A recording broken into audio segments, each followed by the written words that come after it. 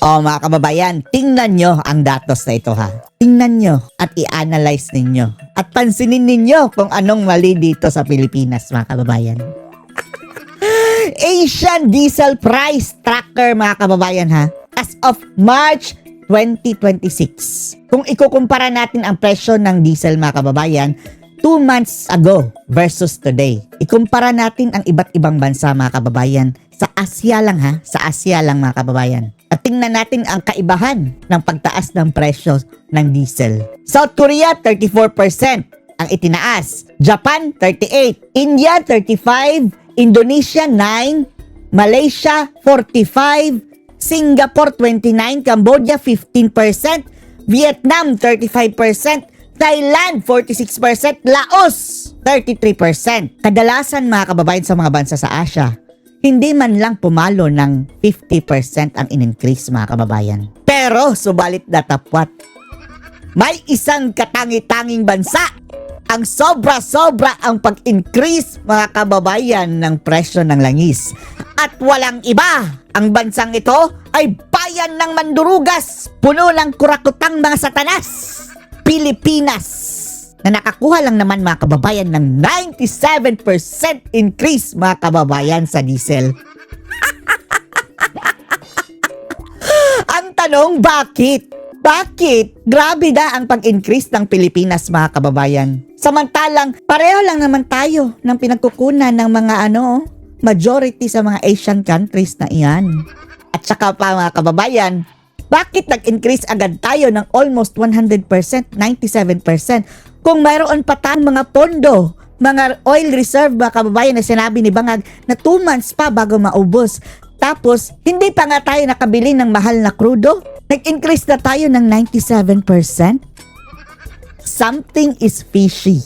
Something is fishy. Kaya eto ang kino-call out ni Senator Marcoleta mga kababayan na parang daig pa ang maleta sa kinita nitong mga, ewan natin kung sinong nasa likod niyang mga parang oil scam na ngayon mga kababayan na nagbenta ng mahal na presyo ng langis na nakuha nila sa mababang presyo. Parang sinakyan pa nila ang krisis mga kababayan under the Marcos administration. At ang nakakainis pa dito mga kababayan, ang nakakainis pa dito ay kung anong sagot ng Palasyo Malacanang. Proud pa sila mga kababayan na nagdeklara tayo ng crisis on energy, national emergency crisis for energy. Dahil mabilis daw tayong umaksyon.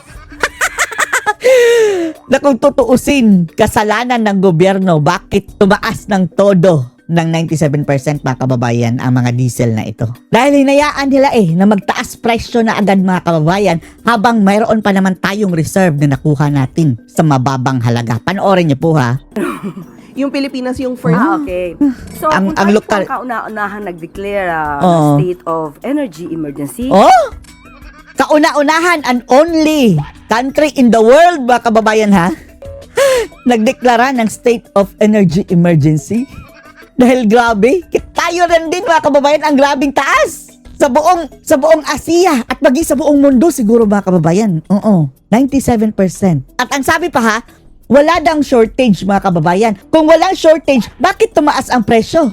Mayroong kumita dahil yung nakaimbak natin mga kababayan, hindi pa naubos, binenta na ng mahal. yan lamang po ay nagpapatunay na ang pamahalang ito ay hindi po nagbabagal sa kanilang Hindi nagbabagal. Sa kanilang, na naman yan, kagaya na naman ito ng mga, yung sa Sibuyas cartel, no? Ay, Diyos ko Lord. The same method mga kababayan ang ginamit sa mga hoarding, ganyan. Pinagkitaan na naman mga kababayan ang krisis. kilos. Ibig sabihin po, itong energy emergency na inihayag ng Pangulo ay para po maibsan. Maibsan! Diyos ko Lord. Kayo nga ang dapat sisihin, Claire Castro. Dapat pinigilan nyo ang pagtaas ng ganyang kataas 97% mga kababayan na increase. Samantalang the rest of the Asia, less than 50% lang mga kababayan ang in-increase. Wala pang shortage lang ha. Ang sabi nila mga kababayan, galing mismo sa kanila, mayroong sapat na supply. Dahil mayroon pa tayong mga reserve mga kababayan. Bakit nyo binenta na ng mahal? Para po mapigil na magkaroon ng krisis dito sa ating bansa. Punyeta! So inuuna na po natin lahat Tayo lang dahil kurakot. Yan ang sagot mga kababayan. Tayo lang sa buong mundo. Buong mundo ha, so far, nagdeklara ng crisis. Sa energy dahil kinurakot mga kababayan. That only, shows na ganito nakakurakot ang Pilipinas. Natatangi sa buong pa mundo. man tayo humantong sa hindi magandang sitwasyon Umantong na nga! sa ating bansa. Dulot nitong krisis sa Middle East. Diyos ko, Lord. Sa anong punto? Naghanap lang ng reason mga kababayan para talaga ay nako. Welcome to the bagoong Pilipinas Marcos administration. Corruption at its worst. Mag-a-apply yung replacement cost mo. Ito ang tawag nila. Ito ay na-explain ni Senator Marcoleta ha. Mayroon pa nakaimbak. Hindi pa dapat magtaas ng presyo mga kababayan dahil mayroon pa tayong nabili nga na mababang presyo na langis. Replacement cost. Kasi meron ka pang inventaryo. No, mayroon pa Sapat inventory. naman yun kasi sabi ko nga sa'yo, 45 days, 53 days. Yung una nga ng anunsyo mga kababayan, 60 days. So 2 months. Pero 2 weeks pa lang mga kababayan, tumaas na ang presyo ng 97%. Paano nangyari yun? May kumita. Ibig sabihin, isang buwan pa yon. Yes po. 2 buwan pa nga lang ang nakalipas. 2 linggo pa lang ang lumipas. Sabi ko, Yan ang pinupunto niya na mali lang siya mga kababayan. 2 linggo pa lang meron pa lumipas. tayong Nagtaas na agad sila. may 50 nga, 52, 60 days. 2 weeks pa lang po yung So, kailangan natin kwentahin ano yung punto na kung saan magsisimula yung replacement cost sapagkat katapusan na ng inventory cost. Di ba? So, pinag-uusapan natin dito reciprocal The end of the inventory price, the old price na ginamit mo sa inventaryo And the start nung and the start Opo. of the replacement cost. Yun. Ito yung so maghanap tayo ng reciprocal dito. Hindi yung nabalitaan mo lang, nag-gira lang, meron ka pang stock, kinuha mo na kagad. Oo nga, sabi siguro nila, ay may gera, sige, mag-increase na tayo. Etong mga stock natin na grabe pa, pang 2 months pa ito, increase na natin agad. 97% agad mga kababayan. Yung replacement cost. Kaya sabi ko, parang hindi naman makatwiran. Kaya nga, nagkaroon sila ngayon ng pinag-uusapan na problema hanggang sa gumawa nga tayo ng isang national energy emergency na executive order. Bakit hindi na lang ginamit yung executive order na ganun din ang kaparaanan kung paano ma-address ang problemang inaharap natin? Kung meron talagang problema. Alam mo ba na meron tayong isang executive order? Meron ho bang, sabihin nakatalatag ng executive order na in case na meron Panahon ni dating Pangulong Gloria Macapagal Arroyo. Ano yan? Dapat yan ang gamitin, no? May iyon na pala. Naalala mo yung Ondoy, magkakasunod na tatlong yun Tatlong malakas na bagyo ata yun, sir. magkakasunod yun. Yun ang ginamit natin. Ano pala yun? Yung Executive Order 839. 839? Okay, opo. Yun. Name day? Pero yun ho ay national emergency yun. Ang nakalagay ho doon. Walang nakalagay na energy emergency gaya ngayon.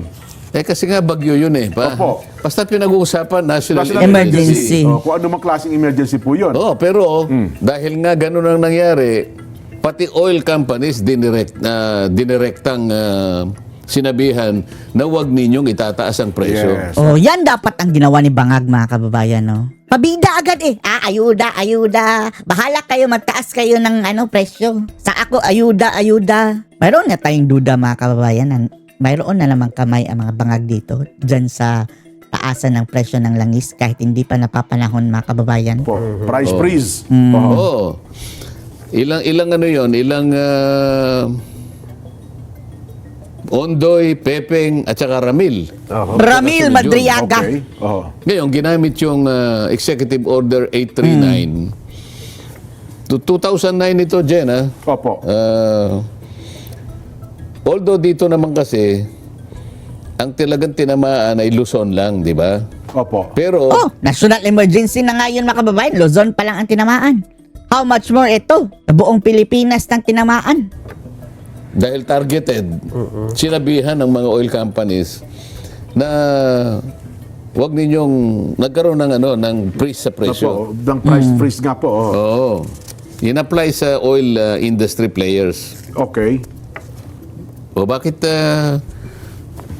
hindi pwedeng gamitin yun? Ngayon, saktong-sakto na Energy. energy talaga dahil nga, ginagamit nilang sangkalan ngayon, yung Strait of Hormuz. Para bang lahat Right, ang gagaling doon. Oh.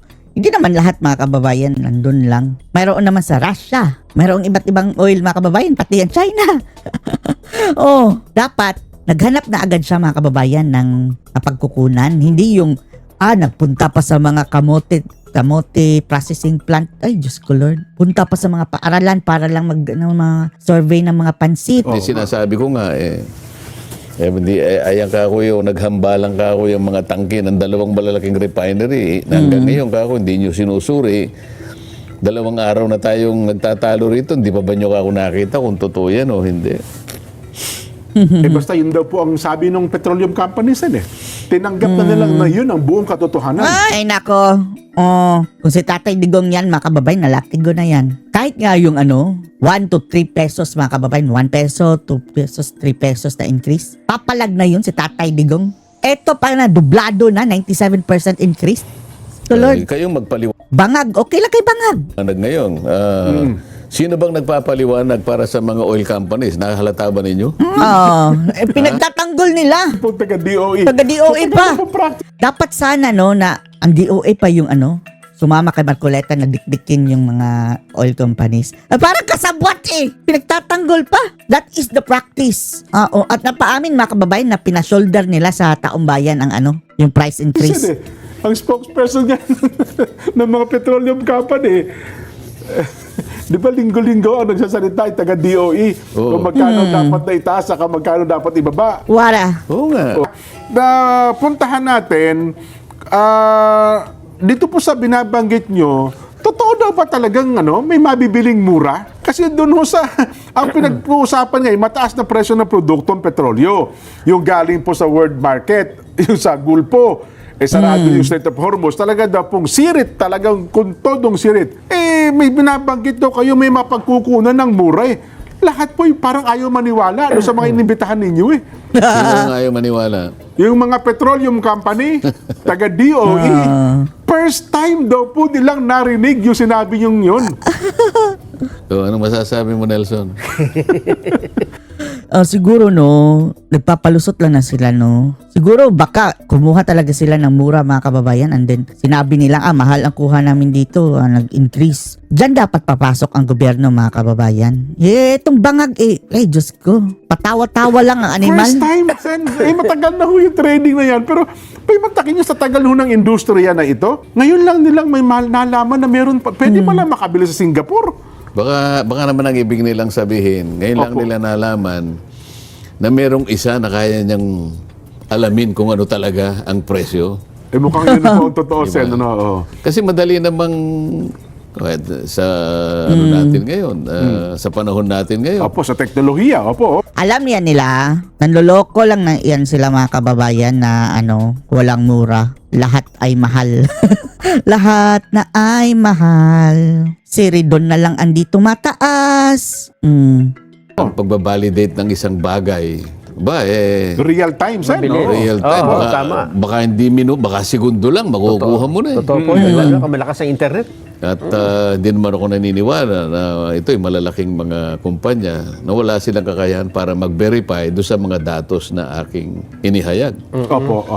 Yun ang dahilan ko kaya inihayag ko na publicly. Ayun po, kayo na po ang mag-verify. Saan yun mabibili? Kayo Saan na po mabibili ang yung validate. mura? Opo. Diba? Makalipas. Wala namang, sana man lang may nagsabi, with all due respect, Senator Opo. Nelson Lubao. Silmi Nelson Suburjaga, I am disputing your data. Ayun, ganun sana. Diba? Para, wala Habang nanonood ako kahapon, Parang walang alam. ko nga kako kung meron talaga magdi-dispute no sinabi nila. Wala nga Kasi sila nasa matagal na industriya san Kumbaga na, Baka naman natatakot na kumbaga sa korte kasi, biglang naglahad yung yung prosecution. Your Honor, I move that this testimony be stricken of the record. Ako, hindi naman nag-oppose yung kalaban eh. Opo. Counsel, what would you say? Nothing. Halimbawa, depends. What would you say? Oo. Fiscal. Opo. No, Your Honor. No objection, Your Honor. O, hindi wala. Wala, hindi nila alam mga kababayan. Saan pala yan, Senator Marcoleta? Wala naman ano eh. Sabi ko, ako ba, nagtago ako? Hindi, sabi, ito po, Mr. Chair, ito po yung slide number 1. Mayroon pa siyang Ayan po. pinipresent pala na slide. Makikita nyo po dyan, makakwenta po natin.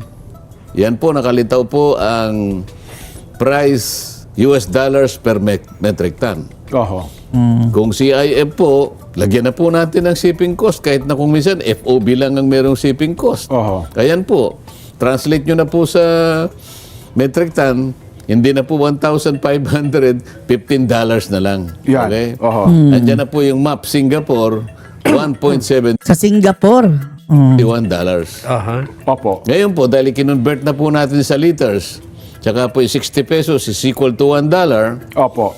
So 540 plus 15 plus 1.71 times 60 divided by 1,180, tingnan po ninyo 35 pesos lang. O edi sana, Oh, 35 pesos with all due lang. respect, Your Honor. Oo, tapos ibebenta nila dito ng ano mga kababayan ng ay 60. Oh, yung dating presyo as is lang, no? This is highly disputable.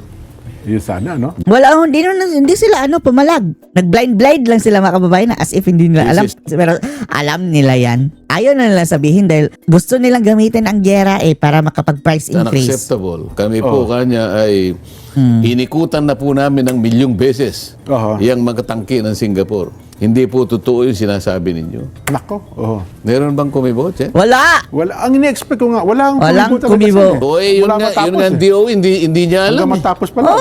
Anong silbi nitong mga ungas na to mga kababayan, no? Anong gagawin natin? Ngayon, kung hindi po Ano lang gagawin ni Bahagers? nyo i-validate, nagtataka po ako, ba tayo nyo i-validate? Para sa akin po kasi, parang wala tayong problema. Kasi yan po yung presyo eh. Oho. Paano po nangyari? Paano nagtaasan po? Kayo nagpasimula ng pagtataas ng presyo. Kaya po tayo nagkaroon ng parang akala mo may emergency tayo. Oo nga no mga Kaya kababayan, no? napansin ninyo, Pinapalabas na may siguro, emergency. Opo. Hindi ko alam kung saan ako pupunta na argumento eh. Kung sasama ako doon sa pinag-uusapan, Tapos, proud na proud pa sila clearing mga kababayan. Di, mabilis tayo. Ang bilis natin dahil tayo ang pinakaunang umaksyon ng state of emergency. anong mangyayari sa mga Tutragis! drivers? Anong mangyayari sa mga Ungas! tindera? Anong mangyayari sa mga Yun pala, sila lang pala ang reason mga kababayan kung bakit tumaas ng 97%. farmers, sa mga school children, sa mga teachers, sa lahat ng sektor ng ating lipunan, ang taas-taas ng presyo. Eh, sinasabi ko, teka, tingnan nyo muna ito. Tingnan nyo muna. Parang wag na muna natin pag-usapan ito. Nandun na yung manibela, naglulupasay na, di ba? Opo. O sabi ko, pasensya ka na bro. Sa harap ng yung panaghoy. Panaghoy. Ayaw nilang tingnan eh. Napansin nyo ba? Oo, tama Bakit kayo. wala man lang na gustong tingnan yung pinresitang kung wala bang Wala lang, bang no? Walang interested sa murang school lord. Ano ba tong mga taong ito mga kababayan? Talagang walang walang kaluluwa na, no? Na baka sakaling ito'y totoo at sinasabi ko namang, ayan po, Oo. i-validate po ninyo. Kasi kung totoo, magpadala na po kayo ng mga vessels ninyo doon. 10 vessels sa limbawa. Bawat isa po kasing delivery, minimum of 100,000 metric tons. Oho. Either diesel or gasoline. Para hindi na po tayo mamroblema. So wag na muna natin pag-uusapan muna ito. Opo naman. Kaya kung makikita nyo, alumpihit ako, hindi ko alam saan ba ako makikita. Alumpihit? Dito ba ako? Ito ay pinipilit ko. Susundan nyo ba yung direksyon na yun, na para bagang tatanggapin na natin na talagang mahal? Bago ko sana tanggapin, i-validate nyo to. Pero wala namang Yun artificial wala yan. naman nag-object. Artificial lang, pag price increase mga kababayan. Ba't nga ba parang ayaw, parang pasum-paso sila sa impormasyon na yun, Sen? Ano bang... Huwag ka raw maingay dahil alam na nila yan pero gusto lang nila isipin ng mga tao mga kababayan na talagang mahal na ngayon. Kita nyo ba? Hindi, pasagutin mo sila. Nelson, Welcome to Marcos administration. bakit parang pasum-paso sila doon sa impormasyon na inilahat na yun ni Sen? Ni Sen Don Marcoleta? Hindi po talaga namin alam yan, Your Honor. Bakit kaya? Yun ang tanong sa'yo. Sa tagal ng industriyang ito at sa tagal ng trading sa Singapore at saka sa Petronas sa Malaysia, hindi alam. Ang totoo niyan, Sen, ito ngang Department Hindi niya alam o ayaw niyang alamin. Ayaw niya ipabulgar. Parang ito pareho po eh. Atin-atin lang yan. ang nakatataka eh. Kasi yung Department of Energy, in-announce po niya ngayon, Department of Energy na ano mga kababayan. Antukin. may dumating sa bansa na 22,578,000 na liter ng diesel shipment. Oh. Pero Ano yan ha, yung dapat ang presyo niyan mga kababayan, dapat anuhin na nila na masyado talaga, i-monitor. Baka mag-profit na naman yan ang mga ungas dyan mga kababayan. kung magtataka ka, hindi nila dinidisclose kung saan binili. Aroy! Pa ba yung galing? Baka doon na, sa mura. Russia? Bago ito, Bago yan. O, Iba ngayon pa lang yung ito. galing sa Russia. Hindi Oo. din. May Close. nabili silang diesel. Pero bakit ganun? Bakit kaya hindi pa pwedeng i-disclose kung saan binili? Kasi kung may nabibili Para sabihin nila na doon to sa mahal. Ang diesel natin aabot na ito ng 200 mga kababayan. Grabing ka-greedy, no? Napaka-greedy. ng palang ganito kadami, Hindi kasi pag dinisclose nila nga, magkakaalaman kung magkano nila nabili. Yung presyo ang kasi Yun pinag-uusapan nga. dito. Doon ang eh. presyo kung magkano eh. So, yun siguro ang dahilan, Jen. Kaya ayaw nilang i-public na tama po, nakakabili nga kami dyan kasi baka magkaroon ng comparison eh. Gagaya ng Oh, mga lala. businessin na i-compare yung presyo dito at saka dun sa malapit. Kasi alimbawa si Jen ang nandun. Opo. Senator Jen, sabi ni Senator! Sherwin, walang sumasagot dun sa data mo eh. Bakit po, Mr. Chair? Kaya mo sa kanya. Atin-atin lang. Mukhang natiklo eh. Natiklo. Pero ito naman ang senaryo. Ito naman ang yan nangyayari sa Pilipinas. Hindi lang ito sa Pilipinas. Oo, hindi lang sa Pilipinas, pero tingnan nyo naman ang increase mga kababayan. Ang Pilipinas lang ang umabot sa almost 100%.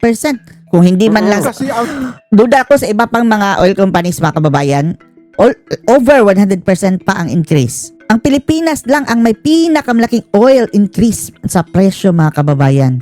Budol ang presyohan. Budol. pagtaas talaga ng presyo ng produktong petrolyo ay pangdaigdigan. Lalo na dito sa Southeast Asia. Oo, kasi yun po ang Nakita nyo naman yung mga kababayan, no? Pinakita ko kanina, no? Pilipinas, number 1, 97% increase. Samantalang, ang sumunod sa kanya, mga kababayan, is Thailand, 46% lang. So, paano nila ma-explain yan? pinoproject ng Big Three. Halos matataas ang company. Ba't di mo tanungin ang Vietnam? Ngayon din, tanungin mo, ganyan ba ang presyo niya? Amo Oh. Oo. Ano sagot mo? Ano, Tanong mo sa mga kababayan? Australia. Wala. Ganyan bang Ang presyo? layo. Kamukha nito, lumundag Ang layo. ng 120 pesos. Hindi. Tumaas. Hindi lumundag. Pero hindi ganun ka Hindi grabe ganun katulad kataas. doon sa Ano atin. tumasok?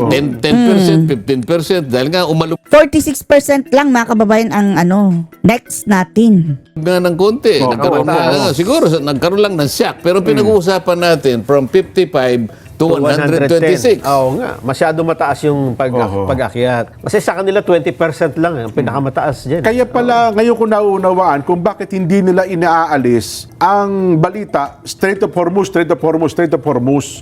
Kasi nga nakabarandilya daw po lahat ngayon doon yung mga tanker na hindi makadaan. Samantalang meron naman palang ibang pwedeng pagdaanan. Kasi yun din po ang stand ng mga petroleum company, di ba, Sen?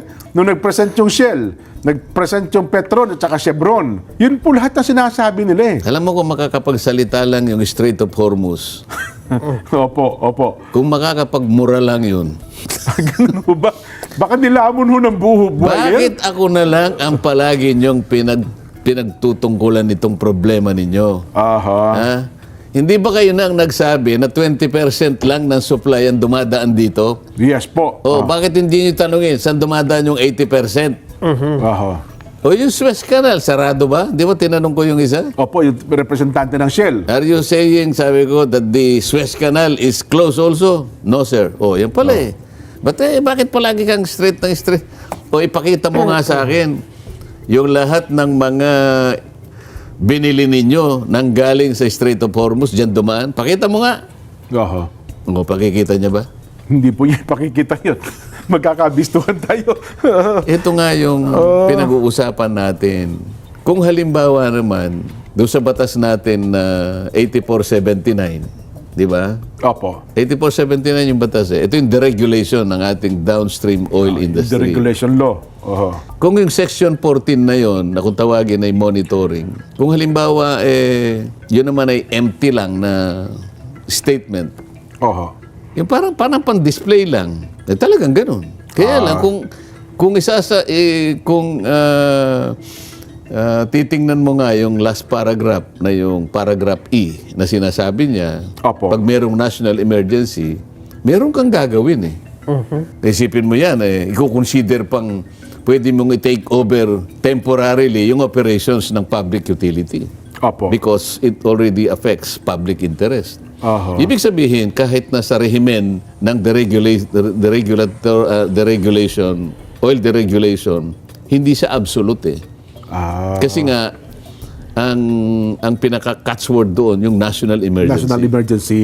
Oho. So, kung halimbawa, pag-usapan natin, meron tayong national emergency, ba't hindi mo gamitin ito? Oho.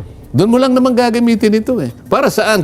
Ba't mo pa nilagay sa batas kung hindi mo rin pala gagamitin? Yun ang punto eh. Oho.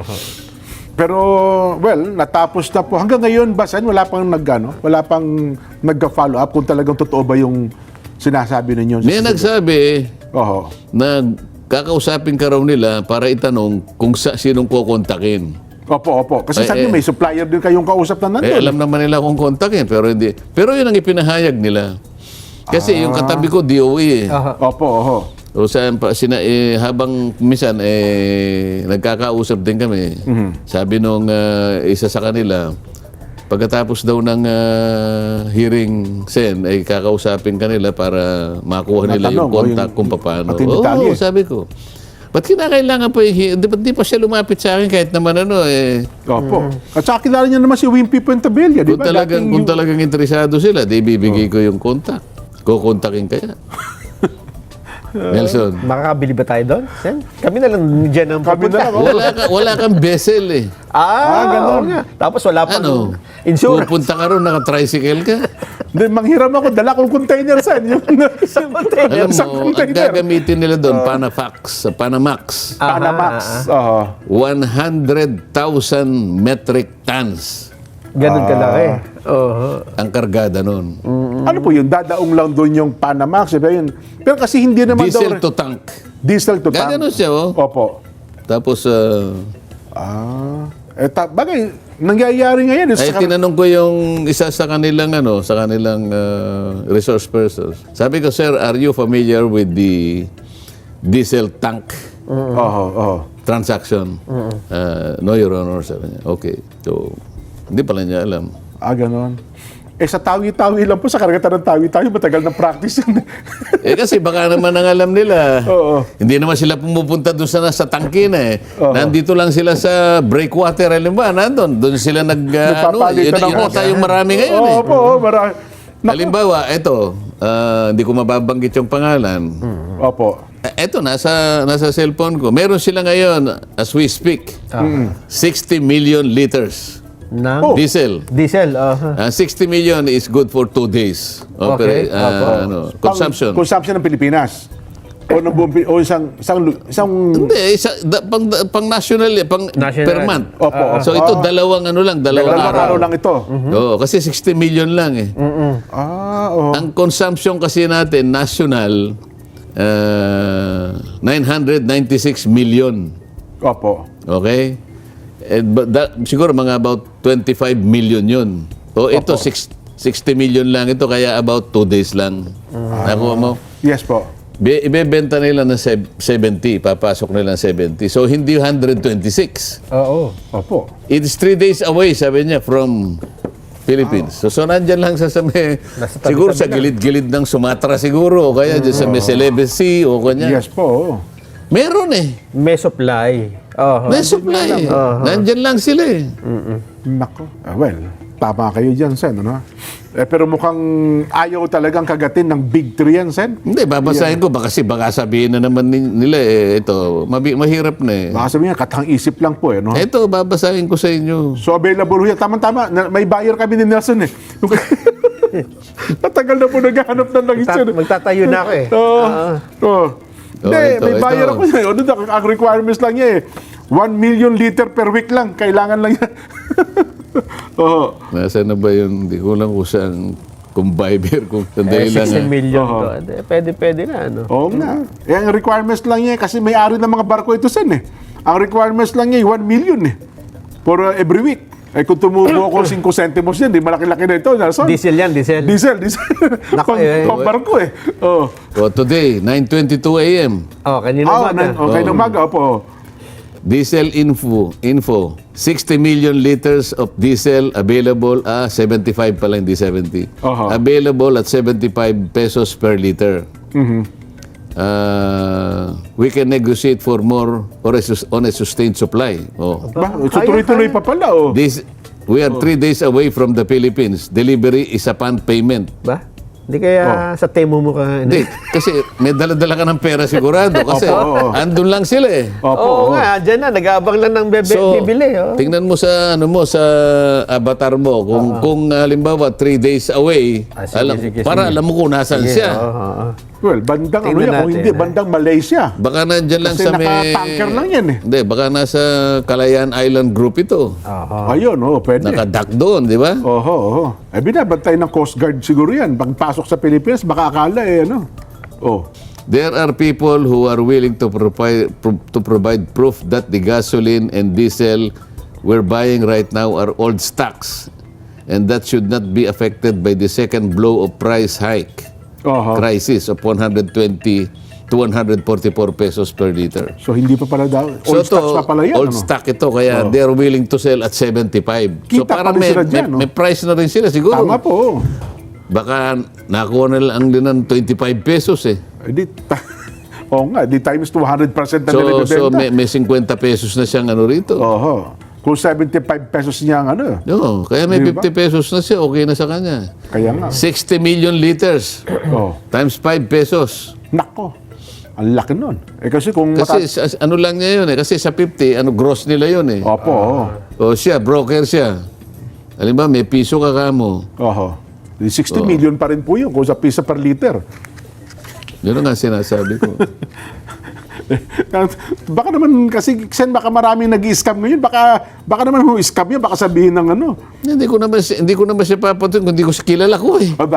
kilala niyo. Yun pala. Kasi yung tatay niya kaklase ko sa law school. Ayun. Paano nyo na po ako? Order nyo po ako 1 million muna sa akin, Sen.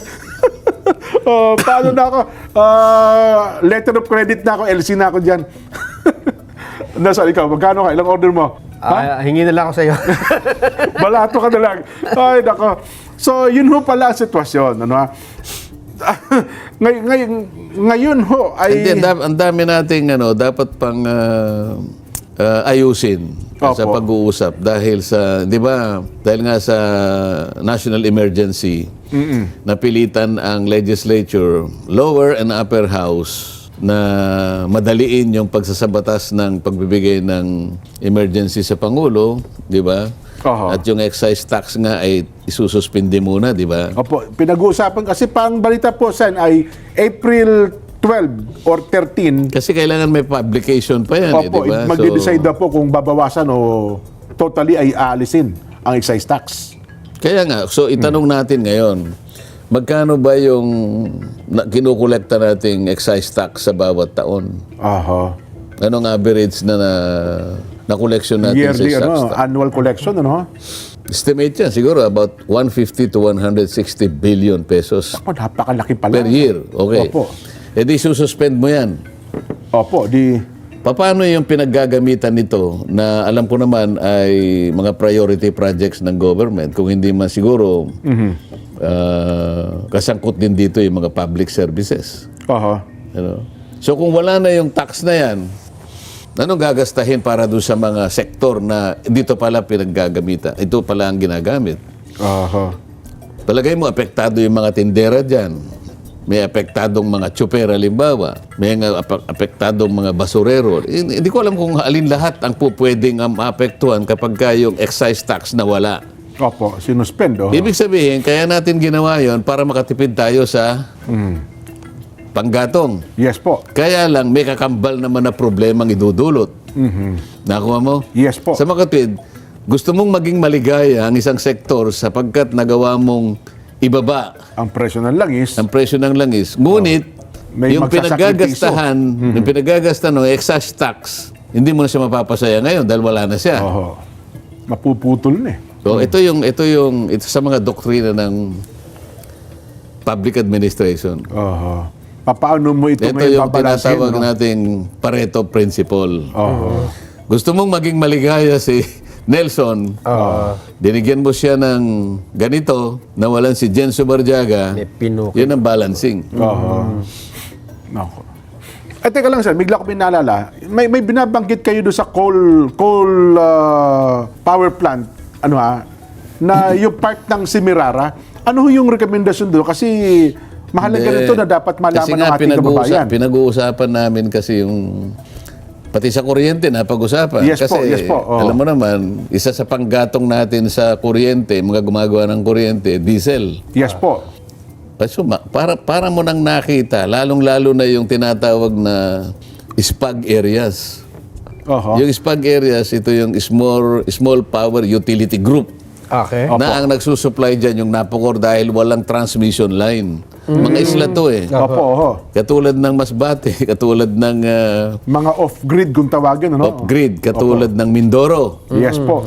Ang karaniwang nagsusupply ng kuryente dyan, diesel-fired generation plants. Opo. Oh, 120% ang increase. Tataas. Oh, Hindi nga, dito pa lang sa kuryente, sa ano natin sa diesel. Diesel pa lang, oh. O sa diesel, 100% kaya mo na lang. Ito yung ginagamit na panggatong dun eh. O magkano niyang ipapasa yung kuryenteng kanyang ginagawa? Mas higit pa yan. Oh. Lalo kung barge Sige. yan. ano? Yun ang sinasabi ko ngayon. Ngayon, sabi ko dun sa ERC, o kaya sa DOE, sabi ko, huwag nyo na kasing ibenta yung coal na napoproduce natin sa Semirara. Ah, Para sa okay, ganun, oh. para sa ganun, tayo na lang ang gumamit. Bakit kasi Na panggatong. ine-export nyo Oo. sa panahon na tayo ay namimilipit sa krisis na kanilang sinasabi nga at pinag-uusapan natin ngayon, binebenta pa natin sa ibang bansa. Kasi meron na naman silang argumento dyan. Sir, kasi po kaya natin binebenta sa ibang bansa, yung po kasing napoproduce nating coal dito sa Semirara, Opo. low calorific value. May low calorific value na Oh. May calorie pa yan calorific. calorific Mas value. maganda. Diet tayo. kumbaga Low calorie pala tayo. Kumbaga sa pagkain mas maganda, di ba? Opo. Mababa ang calorie, di ba? Diyan ka sumigil. Yes po, oo. Pero sabi ko, hindi po totoo yun kasi merong kumpanya na bibili niya lahat ang mapoproduce locally sa Semirara. Aha. okay. Tapos ipaprocess niya. Yan na lang gamit para yung itigilan natin yung oil, itong gamitin natin coal kasi atin to siyempre mas mura. Opo. Kung talagang gusto niyo makatipid. So, sabi, we will look into this. Palagi na lang silang ganun eh. Isip-isipin mo, Kasi medyo sarili nating coal, ibebenta mo sa ibang bansa, pwede naman natin gamitin, baka sakaling makatipid tayo. Naharap na nga tayo sa napakalaking problema eh. Oo. Oo. Kasi kung mawawala po yung kanilang sino nga- supplier, mawawala yung kita nila, Sen eh. Ha? Pag nag-iba ho yung supplier eh. Ito nga yung pinag-uusapan natin. Hindi mo malaman, may sinasabi ka na ganitong gawin natin, ganitong gawin. Hindi ko naman alam kung i-consider nila.